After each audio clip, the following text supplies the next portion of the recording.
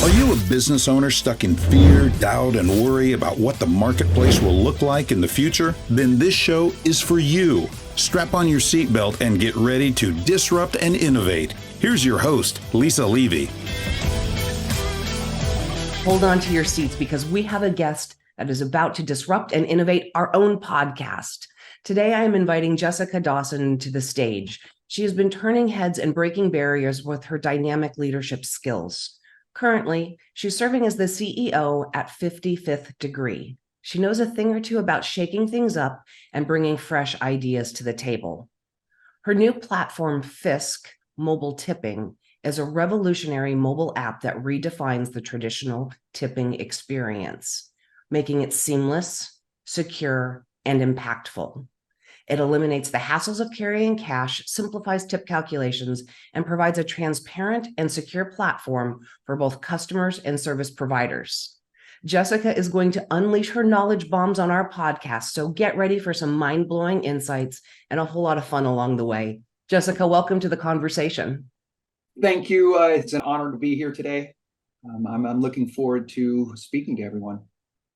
Fabulous. So I gave just a little bit of an insight about who you are, but it's really most impactful when you tell your story to the audience. Will you take us on the journey of how you got to where you are today? Yes. First of all, I am a little bit older than what most people think. I'm from the state of Florida, Orlando.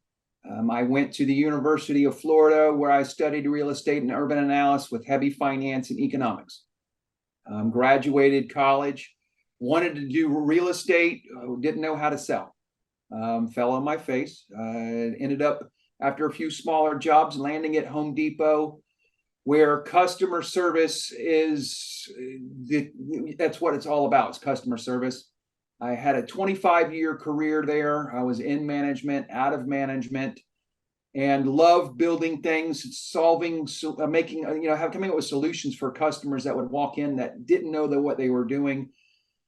Teaching people on the spot, teaching them how to paint, teaching them how to build this. I was an instructor for a lot of the onboarding of new associates. I would teach people how to drive the forklifts. I ran the company at night.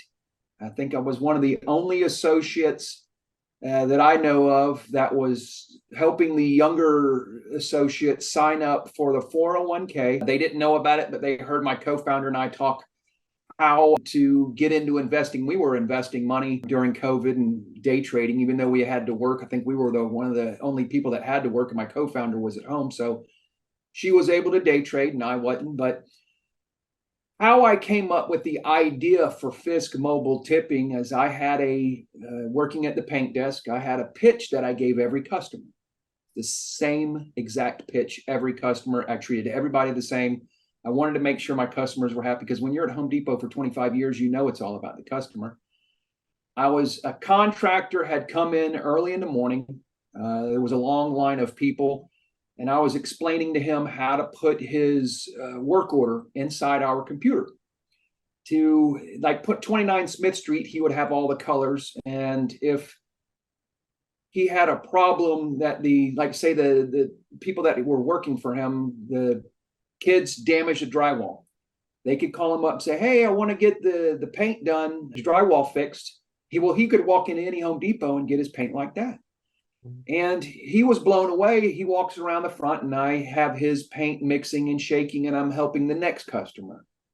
And he's watching me say the same thing to him or to the next customer and then the next customer. And he stands there and he comes up to me about 10 minutes. He didn't walk off and he goes, "I want to know something. I've been shopping here for 3 years. Why is what's coming out of your mouth, no one else in this whole company says says that?" And I said, "Well, I'm a 25-year vet. I care about my customers. If you go out and service that customer, you're going to come back in here and buy something and you're going to buy it fast. And then you're going to make more money and it's going to be a loop. And then my bonus would be bigger." He was blown away just how I treated him and treated everybody that was behind me or behind him in line. And there's those times where people want to tip you. At Home Depot, there's a policy that you're not allowed to accept tips. There's a place in Orlando at Publix, you're not allowed to accept tips. At Lowe's, you're not allowed to accept tips. That is your job. You do your job, and that's the way it's been for as long as I've known it. You can get fired for getting tips. Well, after he had talked to me, I stepped back and the light bulb went off. Create a tipping and gratuity application that allowed someone to get gratuity for good customer service. It's a game changer, because if I could teach someone how to paint their house, get their sheen and all their stuff, get their paint shaken up, all their supplies, and I loaded it in their car, and they wanted to give me $5 to $10, I could get in trouble if it was cash. But if they used a peer-to-peer payment platform, and instead of it just being an exchange of cash like Venmo and Zelle, PayPal, that's the same concept, and they might frown upon that. And when we came up with the idea for the split, where the money gets deposited, a portion gets deposited on a virtual debit card, and then the other portion that the recipient is in charge of, the split, lands in an investment account of their choosing. That was a light bulb moment for me. I knew in less than 24 hours that I was all in on this. This project was it. I've ran other multiple companies. I've had startups. I like being the number two guy, because you get to watch the leader lead. And I've been doing that at Home Depot for 25 years. I had so many different people with different style leadership skills. You've got to treat your employees better than, and I hate to say it, better than you treat yourself sometimes, because they're what make the dream come true. If you treat them horribly, they're not going to work hard. And so I went and told my co-founder the very next day. The next day would have been December 4th of 2021. She had just started a brand new company on December 1st. She's an entrepreneur as well. Well, it took me less than a month in order to get her to drop her other two jobs and start working with me on January 1 of 2022. And we've been working nonstop ever since. We have had setbacks, and we just keep going. I keep going. I see the long-term vision.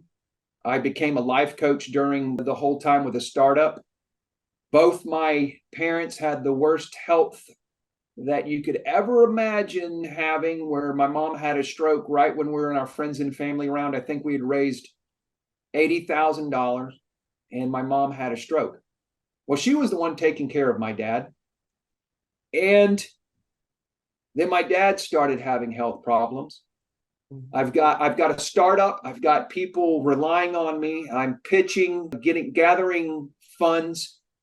And my dad is in one hospital. My mom's in the assisted living facility going to the hospital. My brother and I are running around like crazy. And then my dad passes away in January. And my mom's still in the assisted living facility. So now the family home has to be sold right in the middle of, hey, I've got a startup. So I go in and I pretty much go through everything in the house. I've watched how they did their filing system, which is completely different from what we do today, and especially the Gen Zs and the millennials and Gen As they don't do the hold your statement and keep your statement forever in a filing cabinet. That's gone. It's all high-tech stuff. But moving forward, we raised over $300,000 in our friends and family round. And I guess it was beginning of this year, we've had a few setbacks with payment processors. They couldn't do what we wanted to do. One of the payment processors had a issue, and as soon as I heard the first rumor, I put a brakes on development and backed out and went with a different payment processor, because I knew that our investors would be very unhappy if I was using the payment processor that was in the news. Yeah. And all in the fintech, this financial technology news. They would be upset, and I knew that new investors would go, "What are you doing?" So as the CEO, I've got to have as much accurate data as possible. And when you go and do things for the first time, you don't do them perfectly because you're still learning. You surround yourself with people who know what they're doing. I've got a financial advisor who has made a financial model. We're on number 47. We're still pre-revenue. We have a new payment processor that we're looking at or signing a contract with as today is Tuesday, correct? Or Wednesday? Tuesday. Today is Tuesday, November 28th. November 28th. Well, just a few days ago, Friday, the day after Thanksgiving, we announced that we have a partnership with a cell phone manufacturer who is going to embed us in all their phones that they launch in the States this year. They are Android based that has a phone that has a laser projector out of the front. So we look at them going, wow, that's a new product that's coming out. The kids gonna like it because it's a gaming platform and a large screen TV on a phone. All built into one. And they like us because we're so far forward thinking with our app, because startups have to help startups out, and that's what we do. And that's why, Terry and I signed a contract to partner together. We are crowdfunding at the moment. We've got a few people that have come in. We've got other people that are coming in. And to tell everybody exactly how the application actually does its magic is fascinating. So let's veer off into that just a little bit. So while you were going through your story, you sort of set up the aha moment of when it's like there's an opportunity for people to share gratuity. Yes. In a way that we never have before, coming out of a pandemic era where the idea of tipping for almost everything has become more commonplace. There was a huge shift in society and wanting and a willingness to tip for good service in industries and job functions that we hadn't always seen it in before. I know, I'll be real honest, standing at a counter at a fast food restaurant looking, or the drive-through, right? The tip jar hanging out the drive-through window feels a little weird to me, but I'm really happy to tip for good service. So that was the aha moment for you. But what the app is, you hinted at it, right? You can take some on a debit card and you can invest some. Why is that idea as revolutionary and innovative as it actually is? So if you think about right now, and, I study theology, quantum physics, metaphysics, and time. What is time? When you tip someone with cash, Venmo, PayPal, Cash App, you are sending money back and forward in this time, in an hour. They're going to go spend it within the next couple of days. But when you tip somebody into an investment account, you are in essence investing in that human being's future, therefore altering that individual that you are tipping's future based on their performance that they did, even if they're in the theater, if they did customer service, if they're a server or a bartender, anything that anybody collects a tip on, you're altering that individual's future. And if we start altering a lot of younger people, or the younger generation and everybody out there, we start to alter the future for the country. This is the first time in history where an American can invest in another American's future on the spot based on good performance or good customer service. It's never been done before. There's no platform that is out there, and I'm so happy that I have a provisional patent coming that got submitted. It takes a weight off my shoulders because I was waiting to really explain it on LinkedIn and on social media, because when you're a startup, you're always worried about someone taking your idea. And if it's new, the big dogs are going to go and look at it and they're going to copy it and they're going to make it and they're going to beat you to the hunt. I waited a year and a half. I had always thought, Nicole and I were in the beginning let's keep this quiet. We would talk to angel investors and VCs. They're like, you got to tell everybody. I'm like, this is revolutionary. I want to make sure I've got credit for it. And then I'm going to get a return on all the work, the sweat equity that we put into it. Well, the day that I pulled it all out of my head is the day that I handed it to a patent attorney, and he drew the whole thing up, and it's a rather large patent, and FISK mobile tipping is the first phase of the application, and you can see how important just FISK mobile tipping is. There's other versions of FISK. There's 5 other versions of FISK that come out in phases. It is a monstrous vision. And the problem I have, when you go to pitch an angel investor or a VC, they go, you got 6 minutes, let me hear it.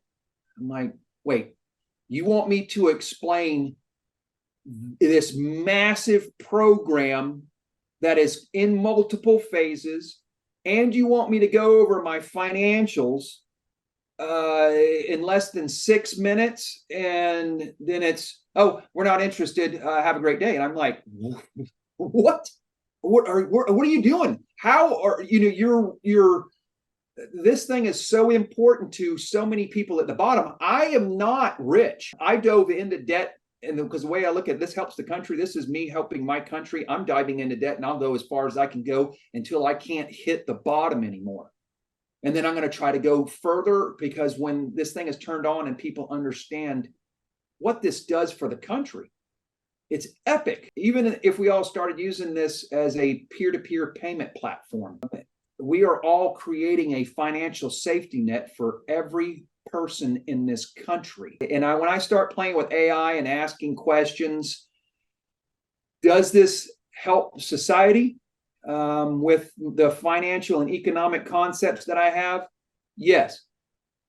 Are we in a situation because of the people running the country, our financial system based upon non-electronic money? Yes.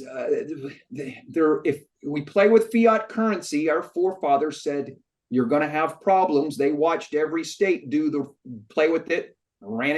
Each state ran it to the dirt.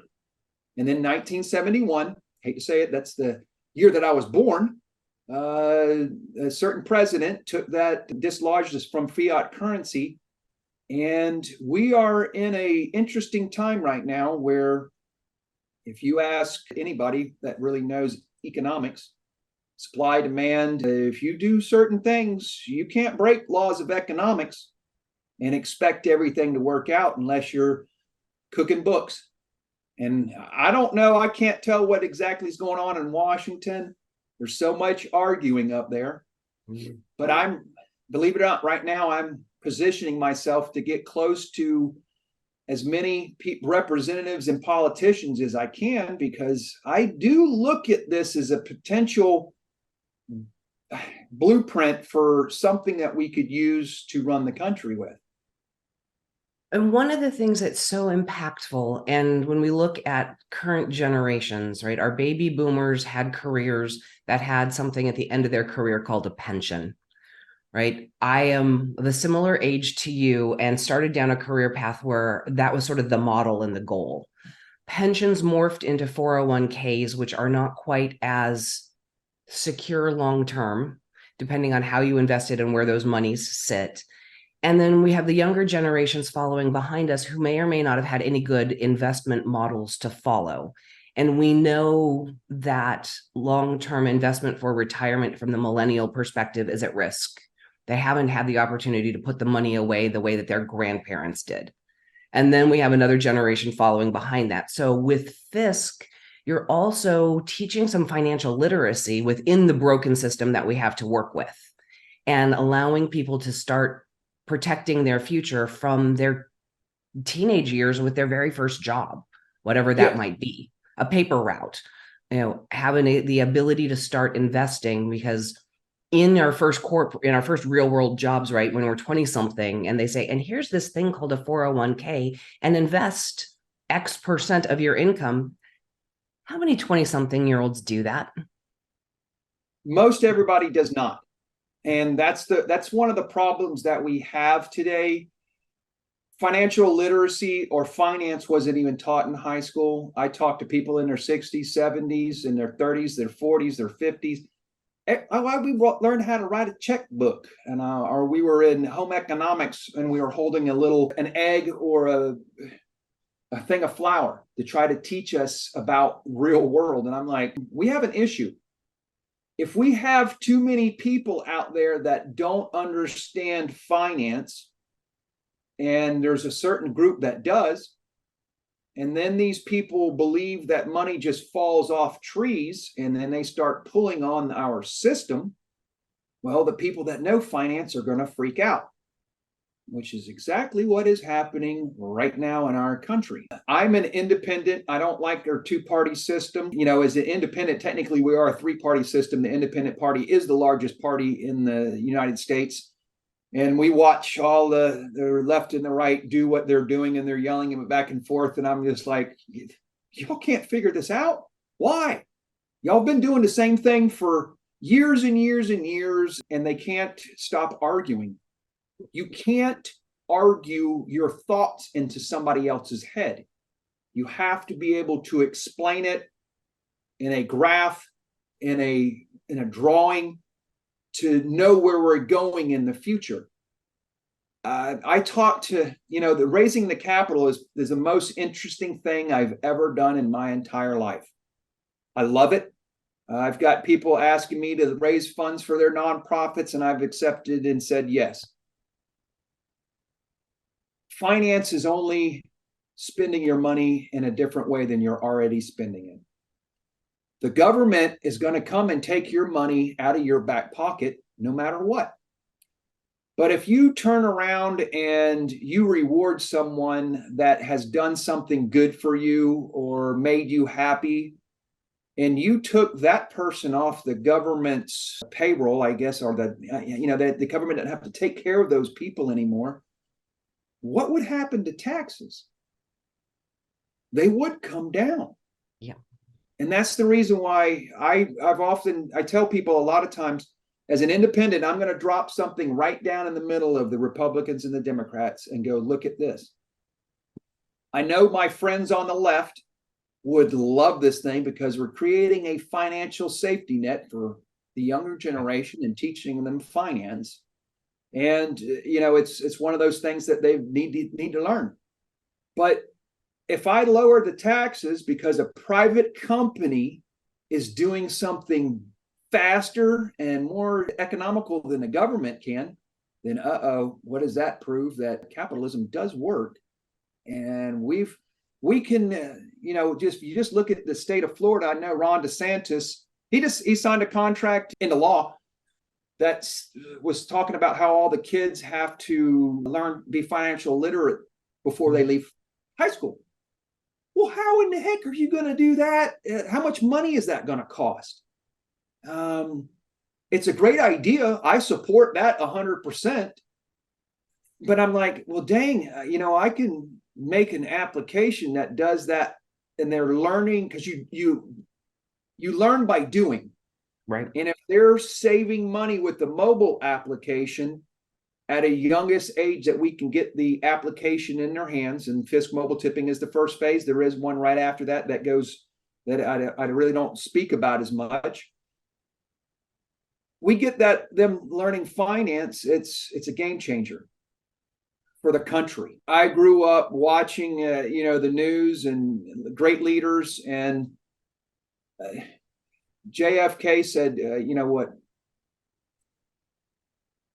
look what you can do for your country, what you can do for your country, or can't. Ask not what you can do, what your country can do for you. Ask what you can do for your country. Sorry, that was hard to spit out. It comes to me. I think about that a lot. And most people are wanting the government to solve their problem. Government doesn't solve problems. In my mind, the government sometimes makes more problems than they solve. The individual needs to learn to be self-sufficient as much as possible, and that means to be spending money correctly. Most everybody's trying to keep up with the Joneses, and they're broke. I look at needs and wants. This past 2 years, I have spent a lot of money on putting the right people around me. Not everything has worked out perfectly. Would I have done some things differently? Yeah, but I wouldn't be where I'm at now if I would not have done everything that I've done in the past. Jessica, So, with the foundation that you're building and the framework, right? You've hinted FISK mobile tipping is the first of a handful of dimensions to this. yes. When you stop today and you know that you're on this path and you're moving forward, what is your hope for the future 5 years from now? What does that look like? My investors are happy, my clients are happy, my team is happy, the left side of the country is happy, and the right side of the country is happy. Happiness is a state of mind. I think that if you type in on your computer what are the top 10 reasons why people break up, the fifth one was finance. We got a problem in this country, and it's based on finance. If I can solve that one problem and using technology in a way it's never been used before, then I saw something that no one else saw, and I'm glad I jumped in and did it and went all in. If I don't succeed, it's because something physically stopped me. If I ran out of money, I'm going to go find money somewhere else. I will not stop because my country needs this. I'm one of those, Southern people that I drive a 4-wheel drive. I've hunted, fished all my life growing up with my dad, water skied. I've been very physical. I played rugby for the University of Florida. I've done so many things as in a lifeguard, a mechanic.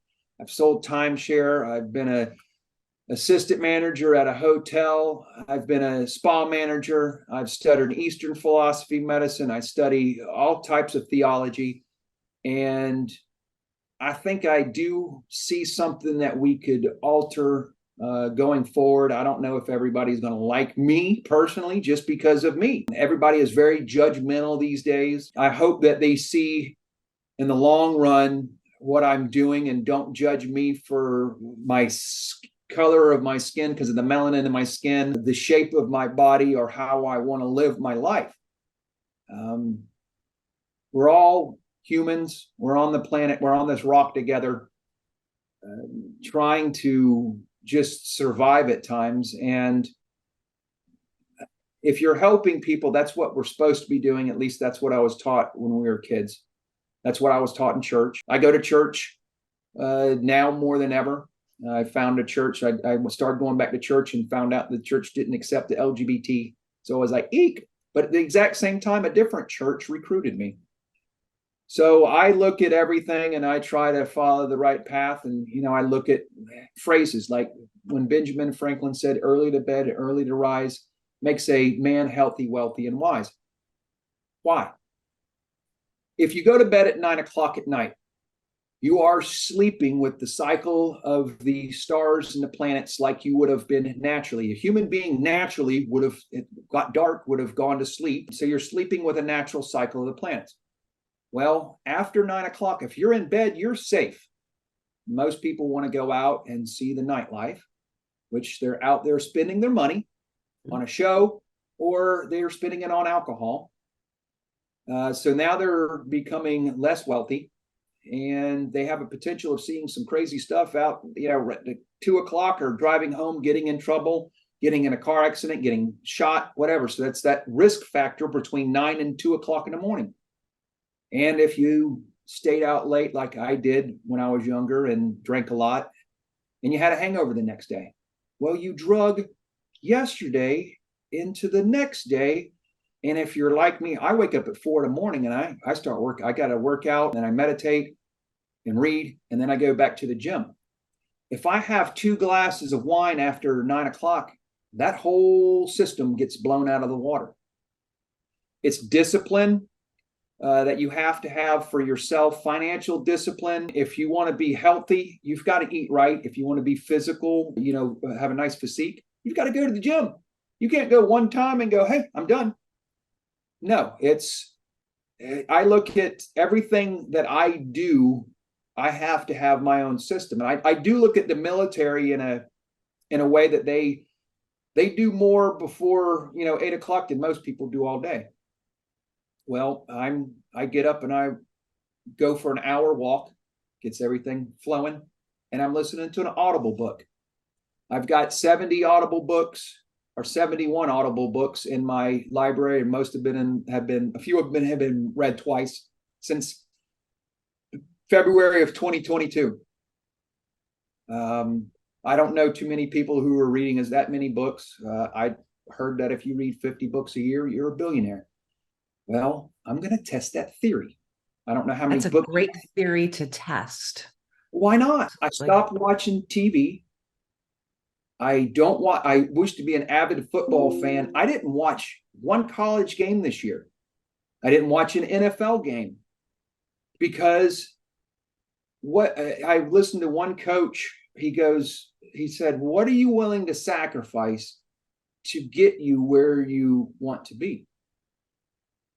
And I started analyzing that, and I'm like, well, I was right in the middle of painting my house, stopped painting my house, and I stopped doing everything else that I normally did to work on FISK for 2 years straight and to learn all the things, talking to the angel investors and VCs, learning what the pitch deck is.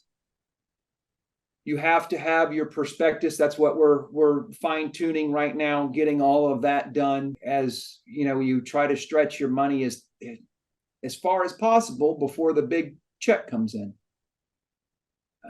Time will tell how good I was and what the story is with FISK Mobile Tipping, because we do have a documentary that is being filmed. Nicole and we talked about how this would be epic to film this and discuss it in phases where we are. We have a podcast, how to create a financial technology company, or how to create a fintech, that's on YouTube. We actually have a financial show called the Financial Drag Show, where we have my co-founder and we have a drag queen on there, and we talk to individuals who are in a financial business. It's all about teaching people, having fun while you're doing it. I know a lot of people have never seen a drag queen, have never met a transgender person before, and they believe that it's all what they see on the TV. No one ever saw me before I started getting on the podcasts and TV. I've stayed doing my own thing. I've never gone out there and gotten into politics. But I do hang out with a lot of politicians now. And I'm an independent, so I get to talk to both sides. And I listen to everybody. This is my solution to listening to everyone from back in the day when I guess I was listening to Glenn Beck and Fox News when Obama got elected, and Sean Hannity. I don't listen to them now because they just repeat the same thing over and over. And I'm like, I've already heard your show. Why would I want to watch that same show over and again? Yeah, there's no new thought leadership in that space. No, all news it's a lot of negative news, and the human body is not made to hear that constantly. The mind is not, it'll depress you. It absolutely will depress you. Jessica, we have talked through so many things today. Oh my gosh, your story, right? And what you've been through and how you set up to build FISK. And I guess FISK is the umbrella and all of the different components that will come underneath it, starting with mobile tipping. But the perspectives that you've shared in terms of how you've studied and the multiple perspectives from finance to metaphysics to theology, right? The whole experience, the whole human experience. Your platform is technology, but what you're actually influencing is society. And I appreciate the depth of the stories that you've shared with the audience today.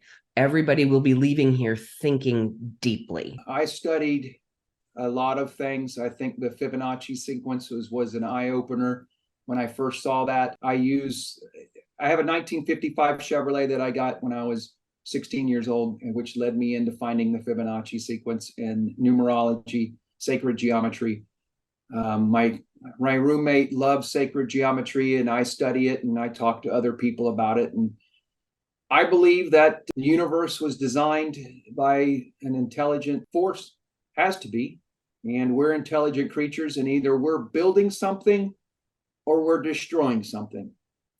And with FISK, we are building a better future together, and my investors believe in me. And if they believe in me, I'm going to work nonstop. I haven't got a paycheck in really 2 years, almost a year and a half.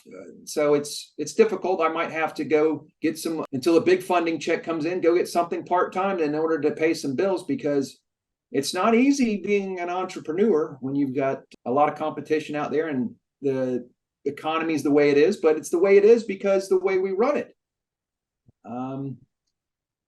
My life coaching skills, I love the life coaching aspects of your thoughts control your reality, and life coaching is fun to do. I believe it will make it's be a nice side gig, I guess, but I use it when you're talking finances. Why do you believe your financial plan is correct? Where did you learn it? If your parents didn't have one, then you probably don't have a good one either. And we need to explain to people in a nice way without going, you're crazy, you're bad. Hey, you can either do it this way, you can do it this way, you can do it this way. You're going to have to choose one. We're all going to have to choose one. There's a multitudes of things that we could do differently in this country to make lives better for everyone. I don't know if there'll ever be enough jobs for everybody. I don't know if that's mathematically possible. Yeah. Jessica, we could go on for days together. I would really like to just bring it back to that point, right? That everything that, as I've asked you questions today, what are you doing and why are you doing it? You're influencing outcomes for people. You want happy customers, you want happy employees, you want a happy society, the left and the right actually happy. Absolutely big swings for what the future can possibly look like when we look at and ideate and hope for what that is. With a technology platform that starts building financial literacy with children, the ability to, in your words, invest in the society's future is something that we have never had in this country before. I am so excited to see where you go on this journey. And I am so glad that you've shared much of your morning with me so that we can have this conversation. For the audience who's listening or watching, you know my rules. Don't get left behind. Join me next time. The best way they can watch is to go to FISK Mobile Tipping Tech or FISKmobile.tech, or go on WeFunder and look for the 55th degree if they would like to get involved in the crowdfund. Not sure how long that will be open, because once it starts to go and everybody understands what I'm building and they see it, I might have a big investor come in and write the whole check, and that would eliminate everybody else, the smaller people coming in, because that's why I like to crowdfund. The little guys can get in for just as $100 and ride along with us and help invest in me to make the platform that will allow them to invest in somebody else. Absolutely awesome. Links will be in the show notes for those of you who are interested in finding out more. That's it for today's episode of Disrupt and Innovate. Head over to iTunes and subscribe to the show. Every single week, one lucky listener that posts a review on iTunes will win the grand prize drawing, a $15,000 private VIP day with Lisa Levy. And be sure to head over to disruptandinnovate.com and get your free copy of Lisa's gift, and join us on our next episode.